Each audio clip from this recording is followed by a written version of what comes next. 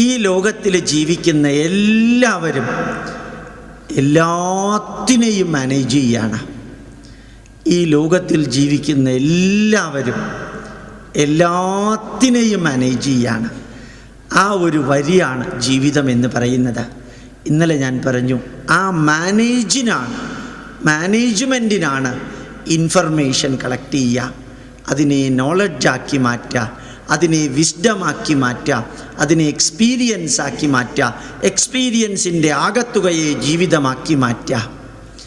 ആ മാനേജ്മെൻറ്റാണ് ഞാനും നിങ്ങളും നല്ല രീതിയിൽ ചെയ്താൽ ചിരിച്ചുകൊണ്ട് സന്തോഷത്തോടുകൂടി സംതൃപ്തിയോടുകൂടി ആനന്ദത്തോടുകൂടി അഭിമാനത്തോടുകൂടി ജീവിക്കാൻ സാധിക്കും. ആ മാനേജ്മെൻറ്റിലാണ് നമ്മളെല്ലാവരും എവിടെയോ അപശ്രുതി നേരിടുന്നത്, അല്ലെങ്കിൽ അപച്യുതി നേരിടുന്നത്. അപ്പം